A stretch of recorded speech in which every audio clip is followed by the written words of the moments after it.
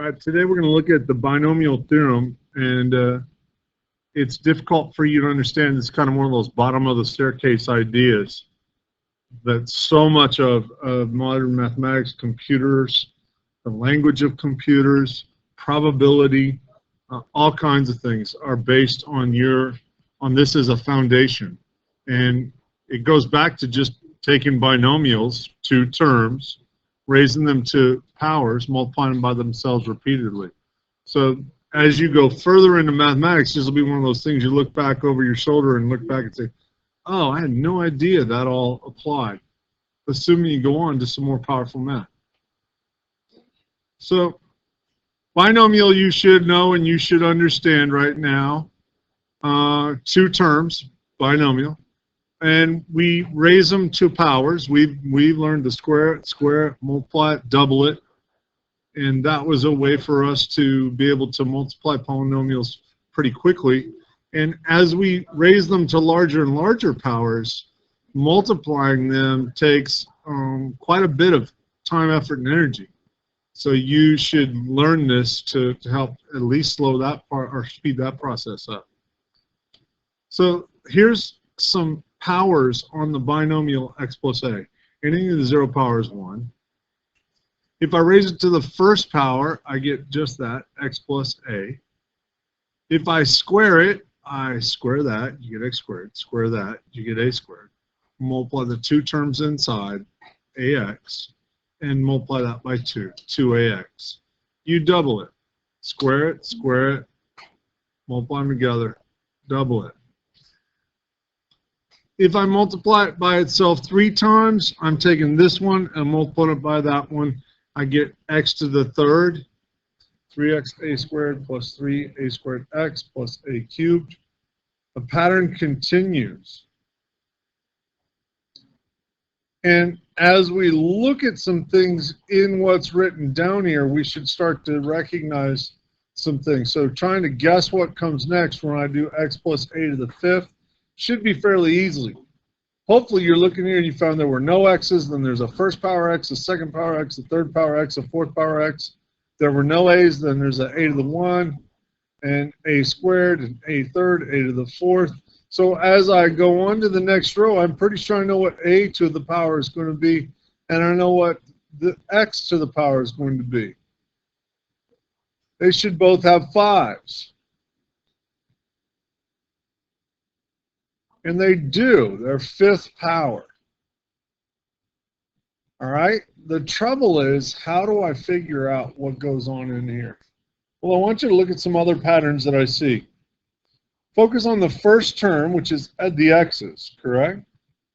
And in the first term of the expansion, the product, what you get when you're done multiplying it, you'll notice that the power on the first x is always the same as whatever the binomial was being raised to. The power on the next x is 1 less than it.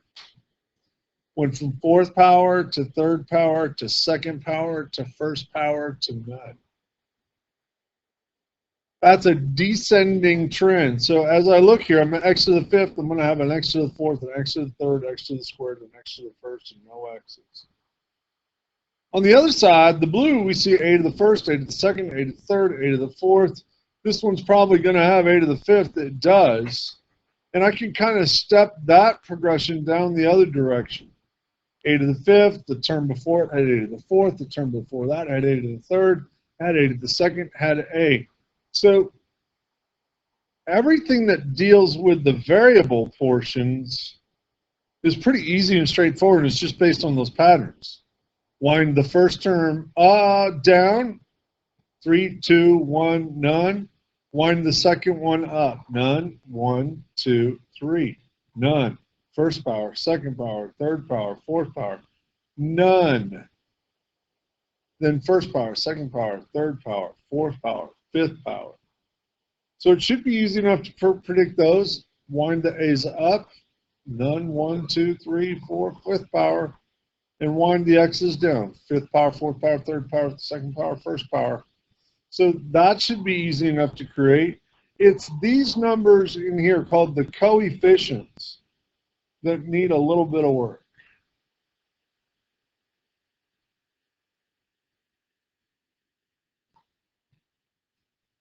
Going back to what we had earlier, the list of these things multiplied out, you'll notice some ideas here. They're in blue. These are the coefficients. They're the ones missing. And 1, 1, 1, 1, 1, 1, 2, 3, 4. I bet this one's going to be 5. 1, 2, 3, 4. I bet this one's going to be 5. There's this notion here, and it's called Pascal's triangle. Blaise Pascal was a famous mathematician. He was famous for studying patterns carefully. And he found this triangular shaped symmetry every time you multiply polynomials by themselves. The next row should be pretty easy to calculate because if you watch, add those two together, get that one. Add those two together, get that one. Add those two together, get that one.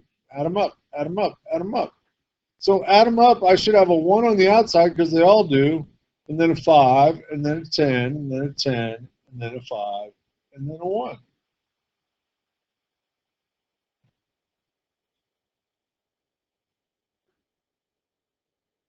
Pascal's triangle actually predicts the coefficients within the binomial expansion.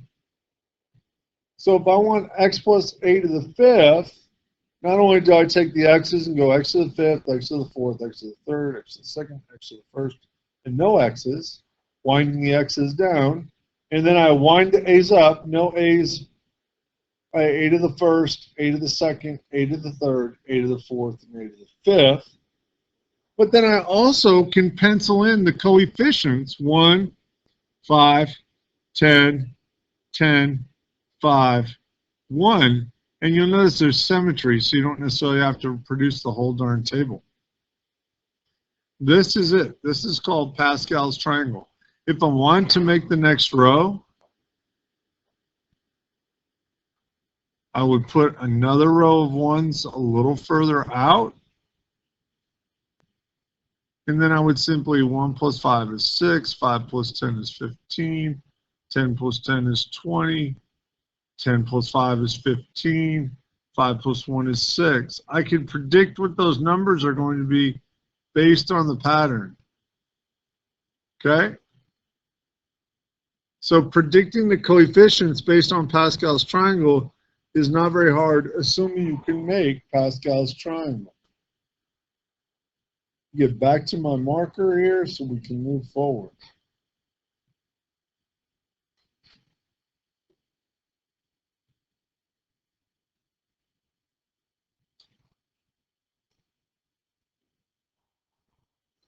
Sometimes when you're trying to raise things to like the 10th or the 12th or the 13th power, making the triangle is a lot of work just in itself. So we'll take a look at a way to handle that in a few moments.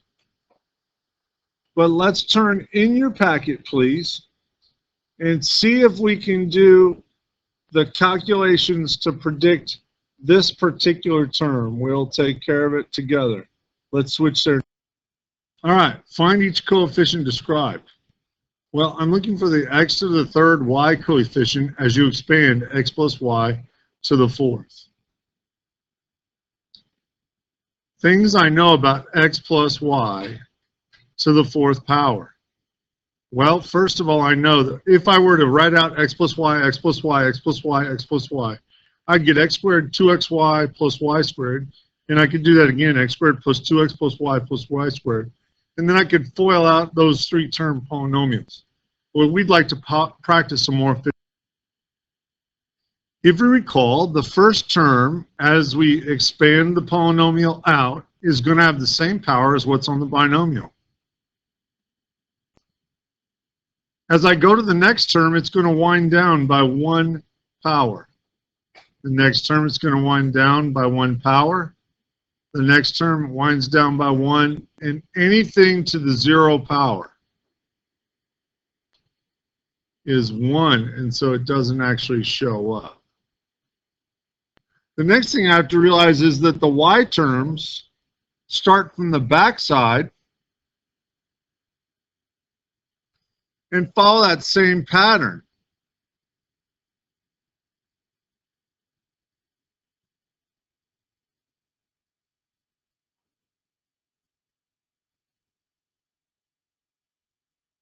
Remember, y's to the 0 are 1.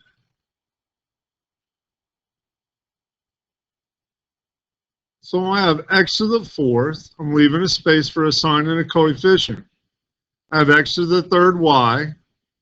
I have x squared, y squared. I have x, y cubed. And I have y to the 4th. The only thing left to do now is find the coefficients. And I can do that based on Pascal's triangle. A 1 and 1 on each side. They come together to make 2 in the middle, correct?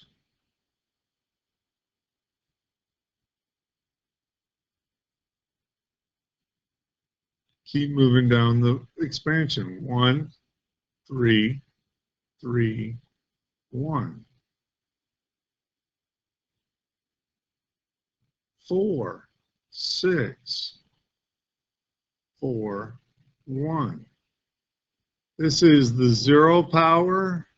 This is the first power, second power, third power, fourth power. How far out do we need to go? Fourth power, that's going to do it. So the coefficient in front of the first term is 1, followed by a 4, followed by a 6, followed by a 4, and finally followed by a 1. I'll go back up here and I'll know that that's a 1 and that's a 1. 4, 6, 4.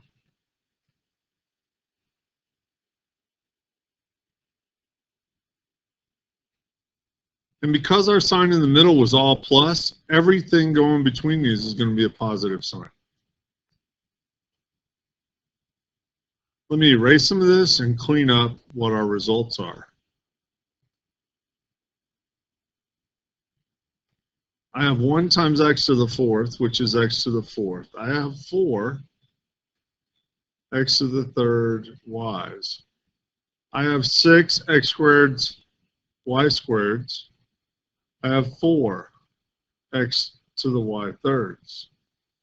I have y to the 4th, and that is simply added on. And this is what we would get if we wrote out x plus y times x plus y times x plus y times x plus y. 4 of them. Multiply these together, get x squared plus 2xy plus y squared. You get the same thing here.